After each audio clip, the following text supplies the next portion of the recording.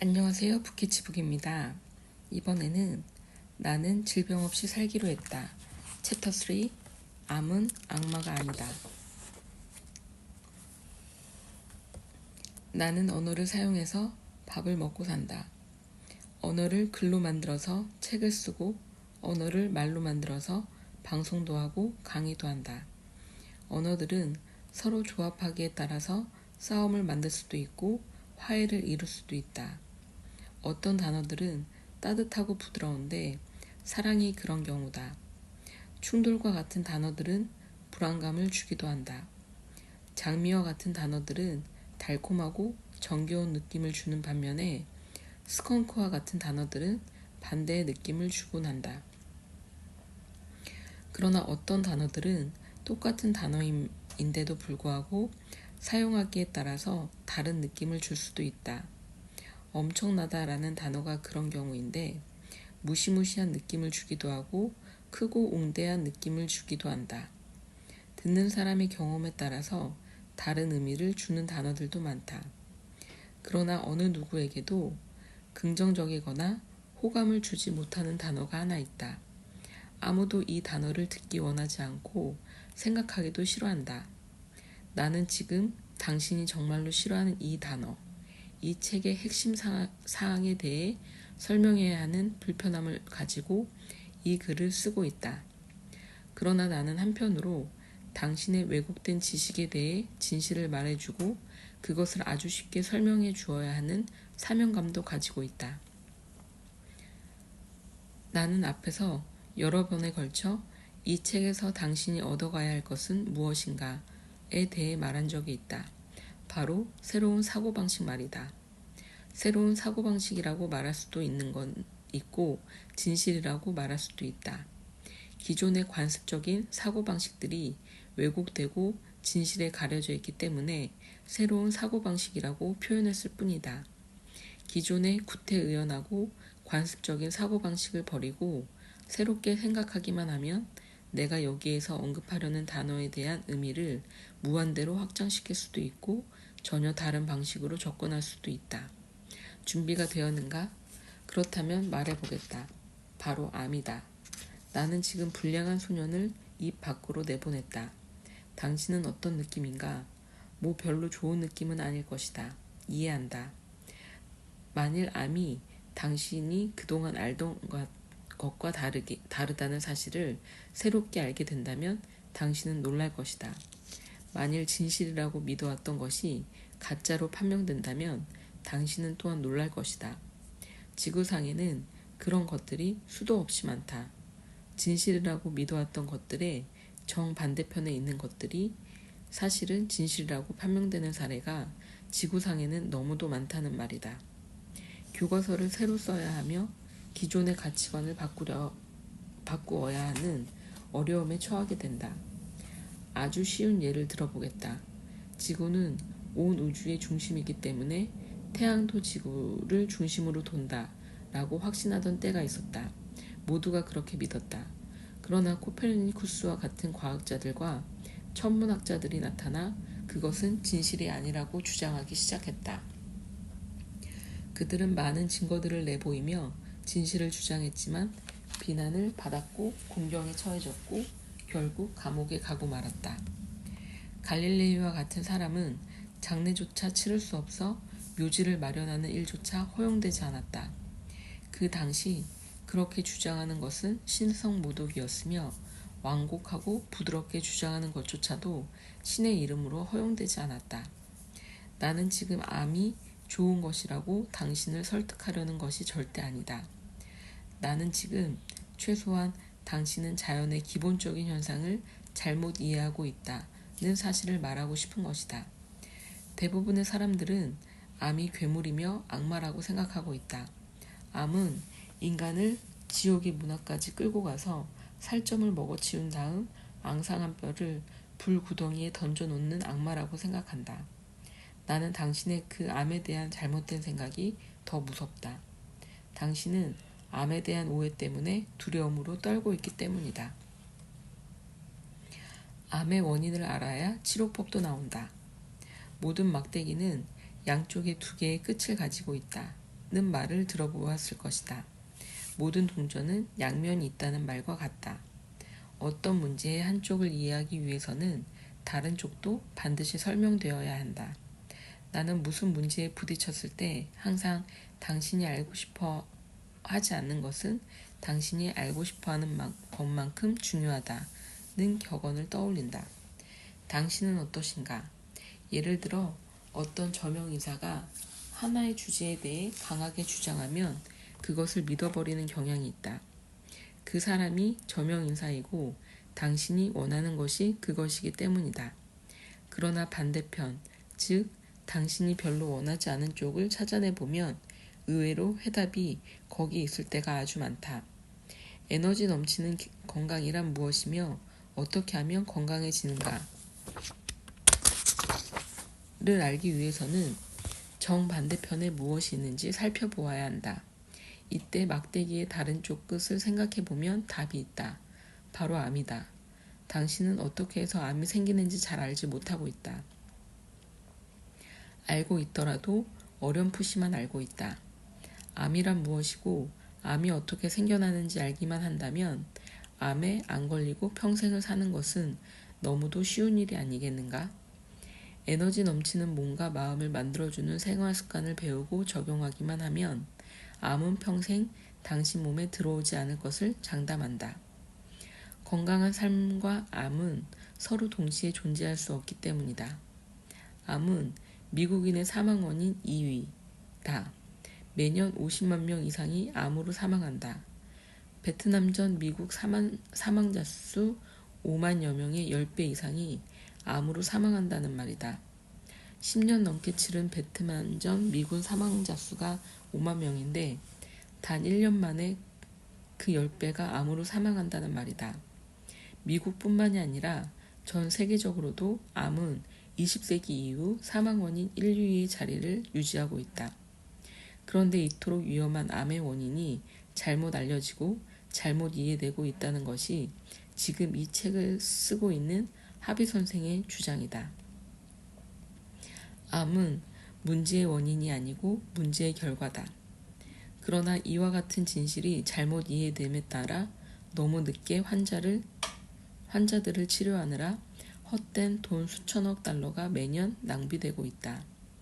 망가지거나 죽기 직전에 사람들을 불러내 배를 가르거나 화학약품을 몸속에 집어넣느라 얼마나 많은 돈이 소비되고 있는가 말이다.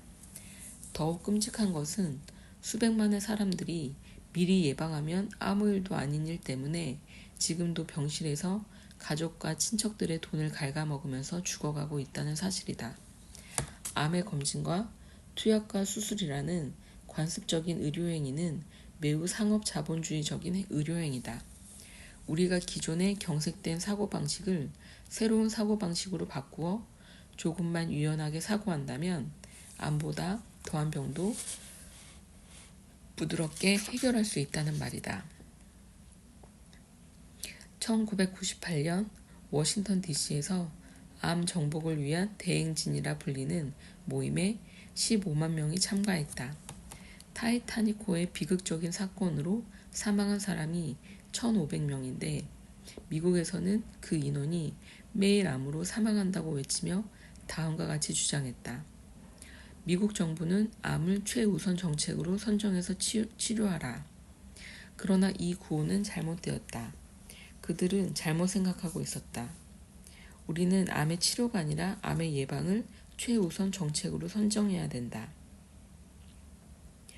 누군가 엄청난 교통사고를 당해서 사망했다면 그것은 사건이 끝난 것이다. 치료할 수도 없고 후회해도 소용없다. 운전하는 법을 더 잘 배우거나 갑자기 발생하는 순간에 대비해서 정신을 바짝 차리고 운전했으면 사고를 피할 수 있었을지도 모른다. 나는 지금 사건이 일어나기 전에 질병을 예방하는 법을 말해주기 위해서 당신과 대화를 하고 있다. 몸에 통증이 생기면서 아프다는 것은 암의 서막을 알리는 것과 같다.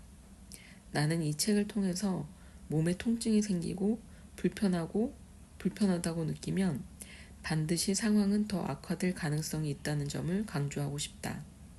바로 이 시점에서 당신은 통증과 불편함의 원인을 제거하는 방법을 찾아내서 없애야 한다. 만일 당신이 이 원인과 침묵의 신호음을 무시하면 새로운 국면으로 전환되는데 계속해서 무시하면 그야말로 무시무시한 질병, 즉 암과 마주치게 된다. 그 원인과 신호음을 무시한다는 말은 무엇인가? 당신의 잘못된 생활 습관 때문에 몸이 엉망이 되었으니 잠시 쉬라는 몸의 신호를 무시하지 말라는 말이다. 지금 몸이 스스로 치유하고 있으니 몸을 함부로 놀리지 말라는 말이다. 지금 치유 과정에 있으니 아무 음식이나 우걱우걱 내장으로 집어넣지 말라는 명령을 무시하지 말라는 말이다. 이것은 아주 중요하다. 당신이 이 책의 마지막 장을 닫게 될 쯤이면 암을 예방하는 방법뿐만 아니라 통증과 질병을 예방하는 방법까지 알게 될 것이다. 루이스 해리스 폴 여론조사에 의하면 건강에 대한 최고의 두려움 1순위는 통증이라고 발표했다. 당신은 앞으로 통증이란 무엇이고 통증이 하는 역할은 무엇이며 어떻게 제거해야 하고 다시는 통증이 발생하지 않는 법까지 알게 될 것이다. 이 모든 것을 수행하는 일은 너무 명백하고 간단한 것이어서 내게도 아주 오래전에 이것을 깨닫고 소스라치게 놀랐던 경험이 있다. 이를 깨닫는 방법은 암에 대해서 공부해서는 안 되고 암을 불러일으키는 원인에 대해서 공부해야만 가능하다. 우주는 반드시 원인과 결과에 의해서 운행된다는 사실을 기억해 주시기 바란다. 어떤 사건은 결정적인 이유가 있어야 발생한다. 작용이 일어나고 난 후에 반작용이 일어난다. 알고 행하든 모르고 행하든 당신이 해난 것이 작용이고 암은 그 반작용이다. 장기적으로 당신이 몸을 무시하고 학대한 결과가 암이다. 이것은 마치 누군가 당신의 차고에서 차를 훔쳐 달아난 후에 차고의 문을 자물쇠로 채우고 도망간 건과 같다. 나는 앞에서 건강과 질병에 대한 사고의 전환을 주장했었다. 구태의연한 기존의 방식이란 당신이 아플 때까지 기다린 다음 각종 첨단의 장비로 질병과 싸움을 벌이는 것이다. 이것을 우리는 치료라고 부른다. 사고의 전환이란 인간이 질병에 걸리는 원인을 분석한 다음 그 근처를 가지 않으면 되는 것이다. 우리는 이것을 예방이라 부른다. 당신은 앞으로 병의 결과가 아니라 원인을 공부하게 될 것이다. 당신이 가지고 있던 기존의 생각은 이 책의 내용에 의해 도전을 받게 될 것이다. 당신은 여기에 집중하기만 하면 된다. 나는 당신을 확신시킬 것이고 당신은 절대 실망하지 않을 것이다. 1971년 암과의 전쟁은 왜 실패했나? 심장병은 미국에서 암보다 2배가량 많은 사망률을 기록하고 있다.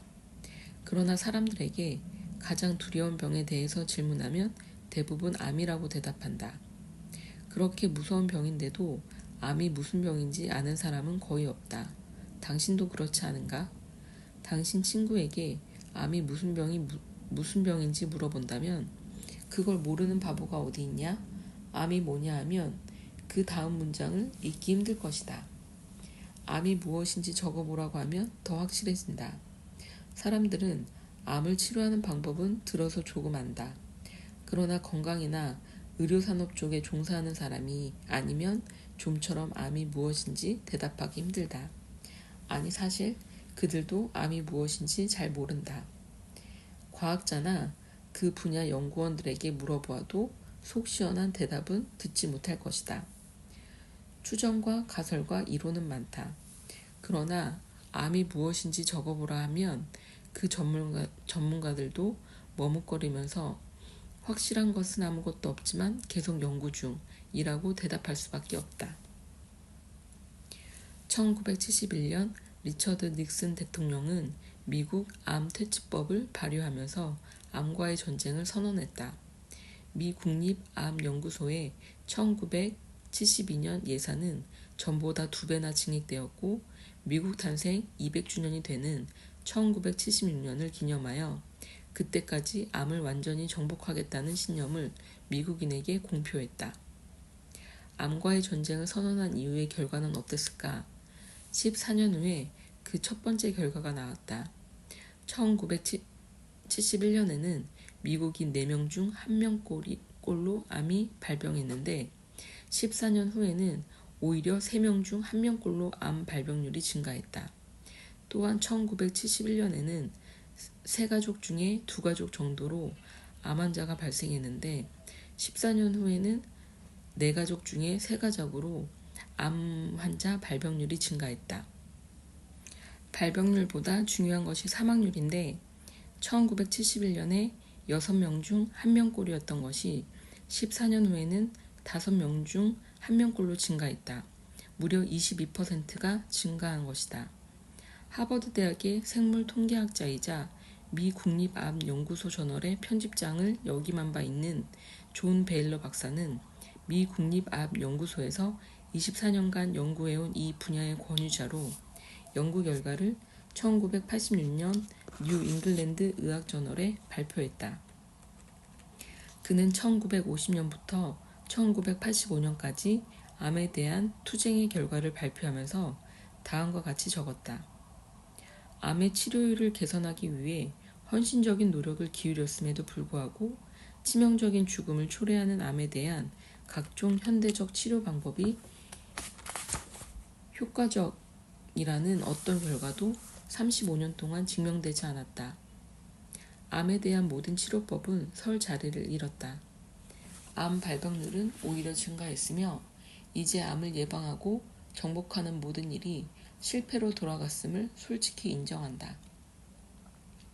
그는 다음과 같은 결론을 내렸다. 지난 35년 동안 암의 치료를 개선하려는 방대하고 심도 있는 노력에도 불구하고 모든 것이 실패했음을 솔직히 고백한다. 존 베일러 박사는 1997년 뉴 잉글랜드 의학 저널에 암의 예방에 관한 논문을 발표했지만 암과 관련된 미국 내 환경이 더 우울해지고 있다는 사실을 밝혀냈을 뿐이다. 암과의 전쟁을 선포한 이후 오늘날에는 350억 달러가 연구비로 지출되고 있다. 이 금액은 미 연방 예산에 불구하고 사설 연구비까지 합치면 훨씬 증가될 것이다. 매년 전 세계에서 800만 명이 암으로 사망하고 있으며 이들을 위한 치료비는 무려 1조 달러에 이른다. 그러나 과거에 비해 치료는 전혀 개선되고 있지 않다. 가장 과학적이어야 할 의학은 암으로 인해 더 복잡해지고 갈팡질팡 길을 헤매고 있을 뿐이다. 시카고 메디컬 센터의 사무엘 앱스타인 박사는 CNN의 칼럼셀 기자의 우리는 암과의 전쟁에서 실패한 것인가? 라는 질문에 다음과 같이 대답했다. 네, 우리는 암과의 싸움에서 완전히 패배했다고 생각합니다. 지난 40년 동안 암 발병률이 엄청나게 증가했을 뿐입니다. 닉슨 대통령이 암과의 전쟁을 선언한 1971년 이후 엄청난 예산을 암 연구에 투자했음에도 불구하고 전체적인 암 사망률은 8%나 증가했다. 전문가들은 국회에 보고하기를 암 연구에 대한 성과는 거의 없으며 중요한 변화가 없다면 미국인 사망 원인 1위를 탈환하는 데는 시간 문제일 것으로 전망했다. 참으로 슬픈 일이다. 모든 신문이 연일 새로운 의학적 혁명을 발표하고 있음에도 불구하고 천문학적인 액수가 연구와 치료에 투자되는데도 불구하고 상황은 점점 더 악화되고 있으며 앞으로도 개선될 여지가 전혀 없다는 사실을 어떻게 설명해야 할까? 런던 데일리 뉴스는 다음과 같은 기사를 썼다. 중년의 남자는 그의 일생 동안 암으로 인해 어려움을 겪을 수 있다. 50년 이상 사는 지구상의 모든 동물은 이 심각한 질병에 노출되기 마련이다. 그러나 일간 플레어지의 사설에 의하면 헌신적인 과학자들에 의해서 혁신적인 의료혁명의 시대가 곧 도래할 것이라고 최근 발표했다. 많이 들어본 이야기가 아닌가? 오늘 아침 방송에서 들었거나 신문에서 읽었던 것 같지 않은가? 그러나 놀라지 마시라. 1924년 2월 1일에 나온 기사다. 거의 100년 전에 나온 기사라는 말이다. 이와 똑같은 이야기를 우리는 오늘도 매일 뉴스에서 듣고 있다는 말이다. 암의 정체는 무엇인가? 암이라는 병은 너무 치명적이다. 따라서 암은 반드시 예방이 주목적이어야 한다.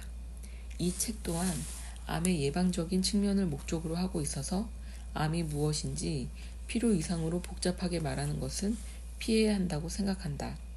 그러나 당신은 암의 본질에 대해서만은 알고 넘어가야 할 필요가 있다. 활력이 넘치는 건강을 위한 몸의 원리를 배울 수 있기 때문이다. 당신이 한 번도 들어본 적 없는 가장 쉬운 말로 당신을 이해시켜 보고자 한다. 대부분의 사람들은 암이 무엇인지 알기 쉽고 단순하게 설명하는 것은 힘들다고 생각한다. 쏟아지는 눈사태와 같은 전문 용어 아래 암의 본질이 신음소리를 내며 헐떡이고 있다. 본질은 너무나 복잡하고 어리둥절하게 하는 단어들로 곤란에 처하고 있다. 결국 이해하는 것을 포기하고 만다. 마침내 전문가에게 맡겨두고 본질의 파악을 포기한다. 그들에게 진흙탕을 헤쳐나가게 해서 의미를 알게 하면 그만이라고 생각한다. 그러나 암에 대한 본질을 파악하는 것은 의사가 할 일이 아니라 그로 인해 고통을 받게 될 바로 당신이 해야 할 일이라는 점을 명심하길 바란다. 건강과 질병과 의학에 대해 설명을 들을 때 우리는 두 가지 방식의 얘기를 듣게 된다. 하나는 아주 복잡하고 난해한 용어를 나열하는 방식이고 다른 하나는 알기 쉽고 단순한 용어로 설명하는 방식이다. 예를 들어 명망 높은 의사는 당신에게 전주와 복강낭 심마진 소양증으로 판명되었습니다. 라고 말할 수도 있고 어깨 쪽과 다리 쪽이 가려우시죠? 라고 말할 수도 있다. 또한 어느 권위 있는 종합병원의 담당 의사는 당신에게 기립성 저혈압으로 진단되었습니다. 라고 말할 수도 있고 좀 어지러우시죠? 라고 말할 수도 있다. 차이점은 무엇인가? 암에 대해서 얘기할 때 일반적으로 의사들은 어떻게 표현하는가? 당신은 병원에서 겪어봐서 이미 알고 있을 것이다. 이런 이유 때문에 질병의 본질에 가까이 접근하기가 어려운 것이다. 어려운 용어와 현학적인 말투로 설명하는 사람은 그것의 본질에 대해 잘 모르는 사람이다. 암에 대한 나의 논리와 관점에 동의하지 않는 사람들도 있을 것이다. 암의 실체는 그동안 너무 왜곡되었고 복잡하게 설명되었다는 것이 나의 주장이다. 암의 실체는 우리가 그동안 믿어왔던 것보다 훨씬 이해하기 쉽고 그렇게 복잡하지 않다. 어떤 관점에서 보느냐에 따라서 결정되기 때문이다. 당신은 그동안 병원에 갇혀있는 전문가들을 통해서만 질병의 본질에 대해서 설명을 듣곤 했다. 그러나 내가 수십 년 동안 공부해온 자연유생학은 아주 단순하게 암의 본질에 대해 설명할 수 있다. 나는 당신의 병원 의사와 달리 아주 간단하게 설명하겠다. 우리 몸은 세포로 구성되어 있다. 무려 100조 개의 세포다. 0이 무려 14개나 붙어 있다. 이 세포들이 서로 해처 모여를 하면서 피부, 뼈, 근육, 장기, 치아, 머리카락, 손톱, 성대, 안구 등으로 조직된다. 단 하나의 예외도 없이 모든 세포는 뇌의 명령에 따라 움직이고 뇌의 관할권에 놓여 있다. 우리 몸의 세포들은 혼자 일방적으로 움직이지 않는다. 본인이 원한다고 해서 원하는 곳으로 갈 수가 없다는 말이다. 가령 몸속 간세포가 오늘 나는 손톱 세포로 가야지 재밌겠는데 간에 있자니 답답해서 말이야 라고 할 수 있을까? 모든 세포들은 단 하나의 예외도 없이 뇌의 조종에 따라 움직인다. 이것은 이 지구상에서 가장 놀라운 일 중의 하나이다. 이 엄청난 숫자의 세포들이 끊임없이 뇌에게서 메시지를 받고 뇌로부터 새로운 메시지를 달라고 요청한다. 뇌 또한 모든 메시지를 세포와 서로 주고받으며 상호작용을 한다. 24시간 끊임없이 수조 개의 메시지를 주고받는다. 이처럼 신체의 수많은 기능들이 미세하고 완벽하게 그것도 자동적으로 수행된다. 놀랍지 않은가? 모든 세포는 명령을 기다리는 군대의 군인 것 같다. 세포의 모든 행위는 그것이 아무리 작은 것일지라도 뇌의 지시와 감독에 의해 수행된다. 이 모든 과정은 순차적으로 예상 가능하게 진행된다. 어떤 세포도 혼자서 일방적으로 움직일 수 없다. 인생에는 언제나 예외가 있기 마련이다. 몸의 원리와 뇌의 명령을 따르지 않는 예외가 있으니 그것이 바로 암이다. 암세포는 몸속의 독성 물질에 의해서 비정상화된 세포다. 독성 물질이 뇌의 정상적인 명령을 따르지 못하게 만들었기 때문이다. 독성 물질과의 접촉으로 인해 미쳐버린 세포라고 말할 수 있다. 정상적인 세포는 분열한 다음 일정 시간이 지나면 분열을 멈춘다. 그러나 암세포는 그렇지 않다. 암세포는 제멋대로 불규칙하게 확산한다. 정상세포들은 두 세포가 서로 맞닿게 되면 성장을 멈추는 것이 일반적이다. 그러나 암세포는 같은 조건에서도 계속 제멋대로 성장한다. 대부분의 경우 암세포는 무한정 성장하다가 결국 종양을 만든다. 종양은 정상세포를 파괴하고 먹이로 삼는다. 대부분의 사람들이 알고 싶어하는 것은 정상세포를 미치게 하는 것은 무엇이냐는 것이다. 자연유생학의 관점에서 보면 범인은 독소다. 정상세포는 수년 혹은 수십 년 동안 독성 물질의 영향을 받으면 마침내 미쳐버리게 된다. 이런 독성 물질들은 어디에서 나오는지 당신은 지난 장에서 배웠다. 암이란 세포가 오랫동안의 화학적 변화를 통해 돌연변이 상태로 진화한 결과물이다. 암이란 것이 당신의 몸을 공격하는 물질이 아니라 진화의 산물이라는 점을 당신은 깨우쳐야 한다. 이것은 매우 중요하다. 사람들은 암에 대해 오해하고 있다. 나는 이것을 깨우쳐주기 위해 이 글을 쓰고 있다. 암은 몸의 어느 부분에서 발견되더라도 그냥 암이다. 암세포는 미친 세포이며 몸의 어느 부분에서도 발견될 수 있다. 몸의 어느 장소에서 발견되느냐에 따라 이름이 달라지는 것뿐이라는 것이다. 사람들은 유방암, 전립선암, 대장암 등이 서로 다른 곳에서 발견되는 서로 다른 병이라고 생각한다. 담배를 많이 피면 폐암에 많이 걸리고 짠 음식을 많이 먹으면 대장암에 많이 걸리고 지나친 육류의 섭취는 유방암의 원인이 된다는 식이다. 다시 말하지만 절대 그렇지 않다. 암은 몸의 어느 부분에서 발견되더라도 암일 뿐이다. 자본주의는 끊임없이 항목을 나누어 가면서 성장한다. 가령 옛날에는 신발이 운동화와 구두 정도로만 구별되었다. 그러나 이제 테니스화, 워킹화, 등산화, 조깅화, 장화, 단화, 심지어 배드민턴화 등 수십 가지를 나열해도 끝나지 않는다. 병원과 의사도 병명을 세세하게 분열해야만 확장이 가능한 상업 자본주의의 일원이 아니던가 말이다. 만일 어떤 사람이 공해 가득한 공장지대에서 산다고 가정해보자. 그 사람의 신체 세포는 독성 물질의 끊임없는 공격에 오랫동안 노출될 것이고 아무리 튼튼한 사람이라도 신체 세포들의 어느 한 곳은 미쳐버리는 것이 당연하지 않은가? 몸에 어디에서 암이 발생하느냐가 중요한 것이 아니라 왜 암이 발생하느냐가 중요하다는 말이다. 유방암은 대장암과도 다르고 전립선암과도 다르다. 그것은 마치 비, 눈, 서리, 이슬, 안개 등이 모두 물이지만 서로 다르게 표현되는 것과 다르지 않다. 그들은 모두 온도의 차이에 따라서 다르게 형성되고 농도 차이에 따라서 달리 분류어질 뿐이다. 비와 눈은 생긴 것은 다르지만 다른 형태의 물일 뿐이다. 유방암과 대장암 또한 생긴 모습이 조금 다르지만 다른 형태의 암일 뿐이다. 한 번은 내가 사는 지역의 신문에 끔찍한 기사가 실렸다.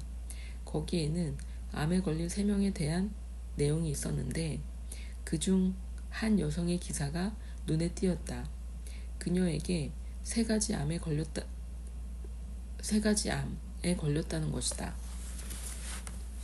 그녀는 1983년에 폐암에 걸려 폐의 일부분을 잘라냈고 1986년에는 유방암에 걸려 가슴 한쪽을 잘라냈으며 1992년에는 피부암까지 걸렸다는 것이다. 그 신문은 34년 동안 담배를 계속 피워왔기 때문에 그녀가 폐암에 걸렸다고 적었다. 그러나 기사 마지막에는 그녀의 항변도 적혀 있었다. 그럼 유방암은요? 내가 왜 유방암에 걸린 거죠? 내가 무슨 잘못을 했길래요? 그녀가 깨닫지 못하는 것이 있다. 흡연이 그녀의 건강 전체에 영향을 주었다는 사실이다. 흡연의 화학적인 공격이 단순히 폐 한 곳만이 아니라 그녀의 몸 전체를 파괴했다는 사실이다. 물론 폐는 아마도 흡연에 의해서 영향을 미친 첫 번째 장소일 것이다.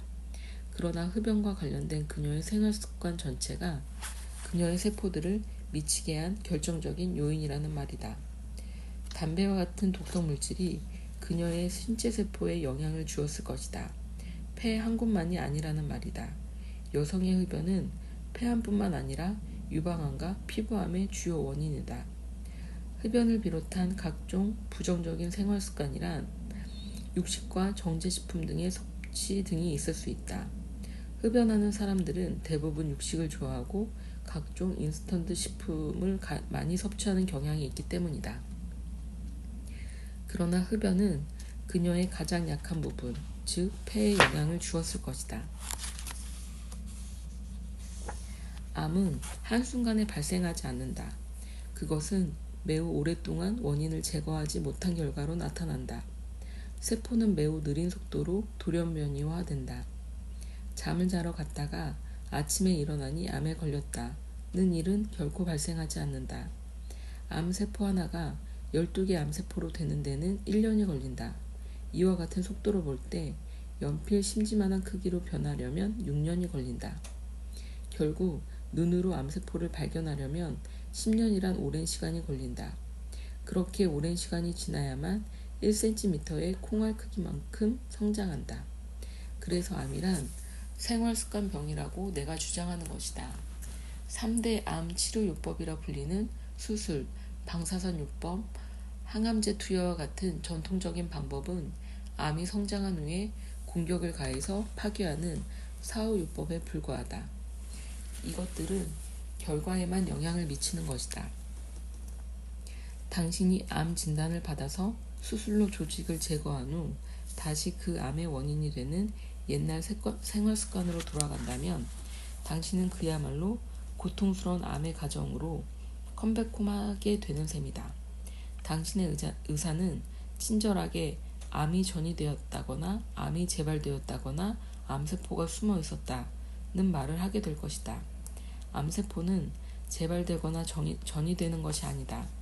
암의 원인을 제거하지 않고 폐의 일부분이나 유방 한쪽을 절제한다고 해서 암이 사라지는 것은 절대 아니다. 나무에 있는 사과를 다 따버린다고 해서 그 사과나무에서 다시 열매가 열리지 않으리라고 생각하는 것과 무엇이 다르단 말인가. 비정상적인 세포가 자라나는 이유는 독성 물질을 몸에 주입하는 생활습관 때문이다. 바로 그때 당신의 건강은 눈에 보이지 않게 서서히 파괴되기 시작한다. 그러나 이때까지도 복구할 수 없을 정도로 눈에 띄는 현상은 나타나지 않는다. 여기에서 복구할 수 없을 정도라는 말은 너무 오랫동안 독성 물질이 몸에 주입되어 세포들이 완전히 미쳐버린 상태를 뜻한다. 이때 암은 전이하기 시작한다.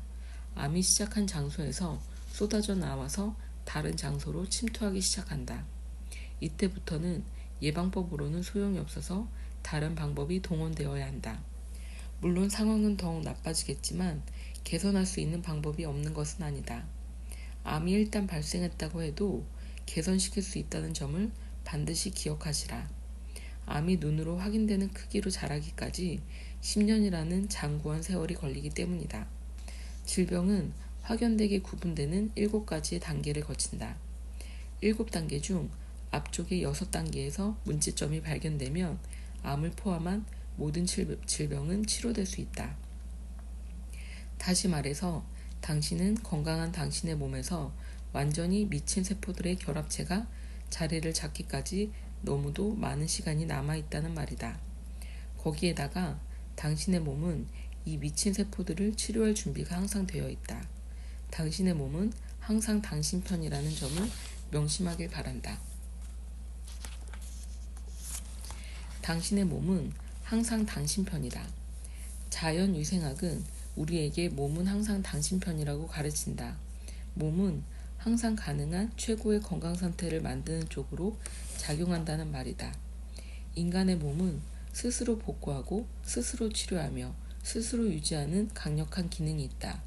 몸은 항상 한치의 오차도 없이 건강한 상태를 유지하도록 통제하고 감독한다. 따라서 당신이 건강하다는 것은 당연한 것이고 몸의 자연스러운 상태다. 몸이 아프다는 것은 당연하지 않은 것이고 부자연스러운 상태를 말한다. 당신이 건강하다면 당신의 뇌는 당신의 몸에게 그 최적의 상태를 유지하라고 자동적으로 명령을 내린다. 당신이 질병에 걸렸다면 당신의 몸은 부지런히 움직여서 그것을 원래의 상태로 돌려놓으려는 쪽으로 작용한다. 당신 몸의 수만의 기능들이 동시에 움직이고 매일 밤낮을 쉼없이 일해서 건강하게 만들어 놓아야만 직성이 풀리는 것이 자연의 법칙이라는 말이다. 공기방울이 물속에 잠겨 있으면 물 표면 밖으로 빠져나가려고 안간힘을 쓰듯이 당신의 몸은 어떤 환경에서도 건강을 되찾으려는 쪽으로 작용한다. 공기방울이 물속에 잠겨 있으면 단 한 가지 목적, 즉 가능한 빨리 표면 밖으로 빠져나가려는 목적만을 갖게 된다. 공기방울은 주저하지 않고 좌우, 위아래 중에서 빠져나갈 수 있는 최적의 직선 코스를 찾게 된다. 당신의 몸도 똑같은 방식으로 가장 빠르고 효율적인 방식을 찾아서 건강을 찾아 나가려고 노력한다. 공기방울은 강하게 억제하는 힘이 작용할 때만 물속에서 공기방울로 존재한다. 당신의 몸도 마찬가지로 무언가 당신의 질병을 강하게 지속시키려는 엄청난 힘이 작용하지 않는 한 절대로 질병 상태를 계속 유지할 수 없다. 당신의 몸은 절대 포기란 말을 모른다. 당신의 몸이 살아있는 한 당신의 몸은 당신을 결코 포기하지 않는다는 말이다. 더 다행스러운 소식이 있다. 우리 몸은 건강에 이상이 생겼을 때 이것을 감지해서 경고음을 보내는 시스템이 내부에 장착되어 있다는 사실이다. 인류가 출현한 700만 년 전부터 계속 진화해서 완전히 자리 잡은 완벽한 시스템을 당신은 잊고 살아왔다. 건강이 더 나빠지면 나빠질수록 이 경고음은 더 강력해진다. 그러나 불행하게도 많은 사람들이 이 사실을 깨닫지 못하고 있다. 우리 몸이 위험에 처하면 몸이 아주 민감해져서 더 강력한 경고음을 보낸다는 사실을 잊고 산다. 약이라는 복면을 쓴 또 다른 도둑이 나타나서 경고음 스위치를 절단기로 싹둑 잘라내기 때문이다. 집안에 도둑을 퇴치하는 각종 장치가 마련되어 있다고 생각해보자. 집에 도둑이 들어와서 집안에 있는 센서가 경고음을 울린다. 그 다음 놀라서 도망가는 도둑 뒤에서 펀치를 날리는 기계가 작동한다. 넘어진 도둑을 뒤로 묶는 기계도 작동하고 경찰서와 연결되어 있는 비상벨이 울려서 경찰들이 출동한다. 이런 모든 시스템이 우리 몸속에 준비되어 있다는 말이다. 당신이 할 일은 침대에서 벌떡 일어나 이 광경을 지켜보면 그만이다. 그런데 당신은 경고음이 울려서 시끄럽다고 비상벨 스위치를 내리고 다시 침대로 들어가 잠을 청할 것인가? 이처럼 바보 같은 일이 어디 있다는 말인가? 당신이 해야 할 일은 생명을 위협하는 일이 발생하지 않도록 세포가 미쳐버리기 전에 항상 집안의 도둑 방지 시스템을 점검하고 통제하기만 하면 되는 일이다. 당연하지 않은가? 질병 발생의 7단계 중 앞에 6차례 단계를 지나는 동안 당신의 몸은 계속해서 경고음을 보낼 것이다. 그 경고음이 무엇이고 무엇을 의미하는지 깨닫지 못하면 당신은 위험에 처할 것이다. 그러나 그 의미를 깨닫게 된다면 당신은 충분하고도 여유롭게 당신의 몸을 보호할 수 있고 경고음을 무시한 결과로 생길 수 있는 질병에서 자유로워질 것이다. 다음 장은 아주 중요하다. 나는 다음 장에서 경고음을 보내는 질병의 7단계에 대해 이야기할 것이다. 흰 가운을 입은 의사들과는 달리 나는 쉽게 설명할 것이다. 그러나 너무 중요하므로 여러 번 반복해서 읽어도 좋다.